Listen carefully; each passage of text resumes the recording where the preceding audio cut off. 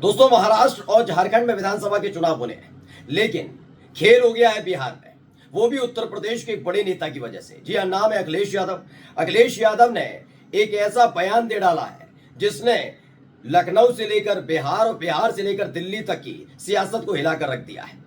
वजह है कि नीतीश कुमार पलटी मारने जा रहे हैं। इसका सीधा और जीता जागता सबूत अखिलेश यादव ने सामने रखा है। आज मैं वही खबर दिखाऊंगा क्योंकि तकरीबन आपको याद होगा 2 से 2.5-3 हफ्ते पहले लखनऊ में जेपीएनआईसी में बनी जयप्रकाश नारायण की मूर्ति को लेकर जहां पर माल्यार्पण करना था अखिलेश यादव को, उस पर योगी सरकार ने रोक लगाई थी। बताया था निर्माणाधीन है, इसलिए उसके अंदर कोई नहीं जा सकता। वहां से जो सियासत शुरू हुई थी तब भी अखिलेश यादव ने नीतीश कुमार से कहा था कि वो जेपी आंदोलन से निकले हैं। ऐसे में समाजवादी विचारधारा के नेताओं का अपमान उन्हें बर्दाश्त नहीं करना चाहिए और पहली फुर्सत में एनडीए को छोड़कर इंडिया गठबंधन के साथ आना चाहिए। इससे पहले भी ऑफर दे चुके थे प्रधानमंत्री बनाने का, और इस बार जो बयान दिया है उससे साफ जाहिर हो गया है कि जल्द ही नीतीश कुमार आ रहे हैं। तारीख भी जल्द पता लगने वाली है। नमस्कार, मैं हूं प्रज्वल गौतम और आप देख रहे हैं टाइम्स एक्सप्रेस। मैं अपनी इस वीडियो की शुरुआत करूं उससे पहले मैं अपने तमाम दर्शकों को अपने चैनल टाइम्स एक्सप्रेस की तरफ से दिवाली की शुभकामनाएं देना चाहता हूं। आप खुश रहे, दीपों के इस त्योहार में खुशियां बांटें। वो वाला कहानी नहीं कि पटेंगे तो कटेंगे वाला, आपको हम सबको मिलकर एकजुट रहना है। अब आपको खबर की तरफ लेकर चलता हूं। खबर क्या है?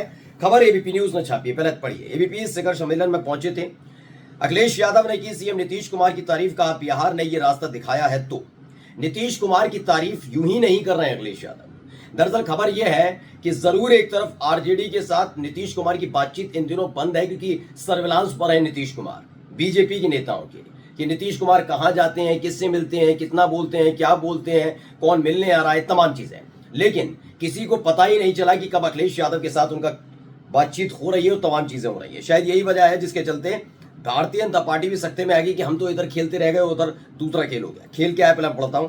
समाजवादी पार्टी के अध्यक्ष अखिलेश यादव ने एक बार फिर से जातीय जनगणना की बात दोहराई है।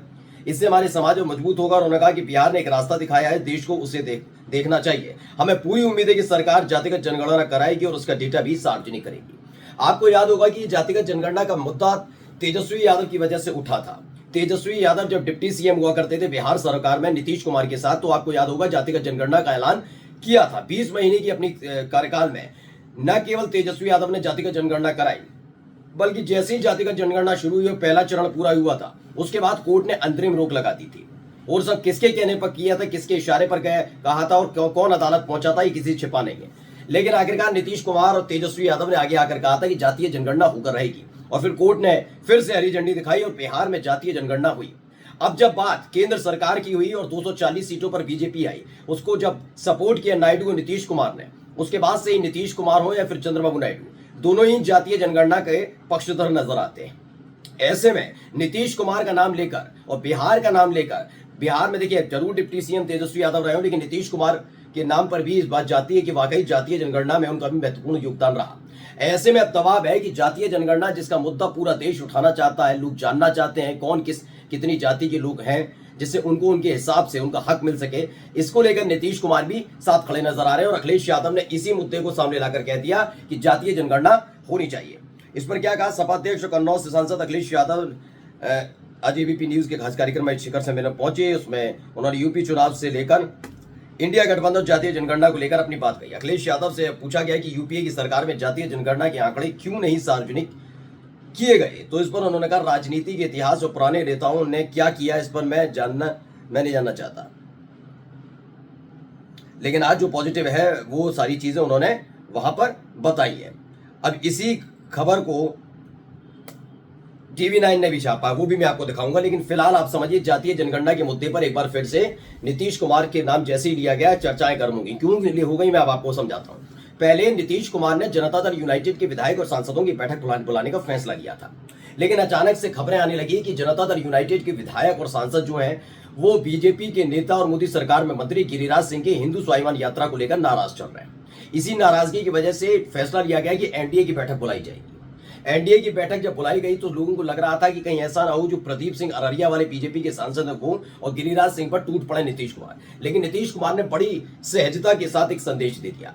एक तरफ मुसलमानों के खिलाफ गंदगी उगलने वाले दोनों नेता सामने बैठे थे, तो दूसरी तरफ नीतीश कुमार ने उसी बैठक में साफ साफ लफ्जों में कह दिया कि अपने मंत्री, अपने विधायक, अपने तमाम लोगों से कहा, एनडीए के लोगों से कहा कि आप मुसलमानों के पास भी जाएंगे, मुसलमानों को भी बताएंगे कि हमारी सरकार ने उनके लिए क्या किया है। ये नहीं कि आप यही करते रहेंगे कि अररिया में रहना है तो हिंदू बनकर रहना होगा, ये तमाम चीजें नहीं। आपको अल्पसंख्यकों को जाकर बताना है कि नीतीश सरकार ने उनके लिए क्या कुछ कहा है। यानी न चाहते हुए भी अब बीजेपी के सांसदों को जाना पड़ेगा किसके पास? मुस्लिम समाज के लोगों के पास, और वोट मांगने पड़ेंगे। यानी जो कल तक हिंदू स्वाभिमान यात्रा के नाम पर गंदगी फैलाने का काम कर रहा है, मैं गंदगी शब्द का इस्तेमाल इसलिए कर रहा हूं क्योंकि अगर आप हिंदू स्वाभिमान यात्रा निकालते हैं, कोई भी धर्म के लोग अपनी स्वाभिमान यात्रा निकालते हैं तो वो अपने धर्म के बारे में बताएंगे। मेरे धर्म में इतना कमजोर नहीं है हिंदू धर्म कि मुझे मुसलमानों को कोसकर अपने धर्म को मजबूत करना होगा, लेकिन ये काम कर रहे हैं क्योंकि वो लोग जानते हैं इनको धर्म से लेना देना नहीं है। इनको लेना देना किससे? इनको लेना देना सत्ता से, राजनीति से, अगले साल होने वाले बिहार विधानसभा चुनाव से। इसी को लेकर नीतीश कुमार खासे नाराज थे। मैंने पहले भी आपको बताया था नीतीश कुमार की नाराजगी इसके साथ साथ ये है कि ये सांप्रदायिकता की राह पर फिर से चल पड़े हैं बिहार विधानसभा चुनाव से ठीक पहले, और इसीलिए लगातार वो राह तलाश रहे किधर जाया जाए, क्योंकि तेजस्वी यादव से मिल नहीं सकते क्योंकि सर्विलांस पर है। अब अखिलेश यादव के साथ उनकी बातचीत चल रही है, इस पर मोहर लगाने का काम टीवी 9 की खबर करती है। पढ़िएगा क्या लिखा हुआ है। अखिलेश को उम्मीदें और 2 वजह, नीतीश कुमार के फिर पलटी मारने की कितनी संभावनाएं। दरअसल क्या कहा गया इस बयान के बाद? क्या बिहार के मुख्यमंत्री नीतीश कुमार फिर से पलटी मार सकते हैं? लोकसभा में तीसरी सबसे बड़ी पार्टी सपा के मुखिया अखिलेश यादव के बयान के बाद यह सवाल फिर से सुर्खियों में है। अखिलेश ने कहा कि इंडिया गठबंधन बनाने में नीतीश ने अहम भूमिका निभाई थी। मुझे उम्मीद है कि नीतीश फिर से हमारे साथ आएंगे। सपा मुखिया का यह बयान ऐसे वक्त में आया जब बिहार की सियासत में नीतीश कुमार के बीजेपी नेताओं से नाराजगी की खबर है, जो मैंने थोड़ी देर पहले आपको बताया कि एनडीए की बैठक बुलाई जाती है। नाराजगी देखिए, जमा खान उनके बहुत करीबी हैं। जमा खान के साथ साथ आप देखेंगे खालिद अनवर एमएलसी के एमएलसी हैं जनता दल यूनाइटेड के, उनसे उनकी बातचीत चल रही है, वो भी नाराज नजर आते हैं।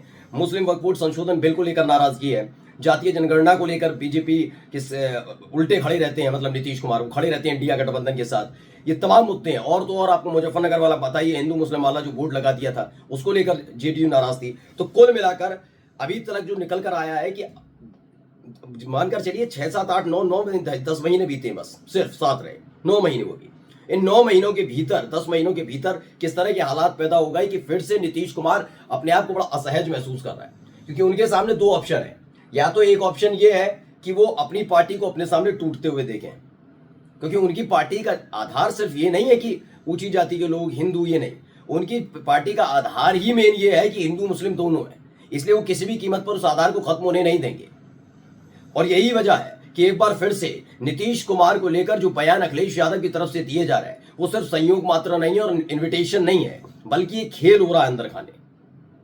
नाराजगी और नाराजगी के बीच में इस तरह के बार बार बयान आना ये बताता है कि नीतीश कुमार जब छोड़कर उनके पास से आए तो ये बता सकें कि ये मुद्दे थे और ये इंडिया गठबंधन की तरफ से मुझे कहा गया, इसलिए मैं छोड़कर जा रहा हूं। कुल मिलाकर जल्द ही छोड़ने जा रहे हैं नीतीश कुमार एनडीए के साथ। नमस्कार।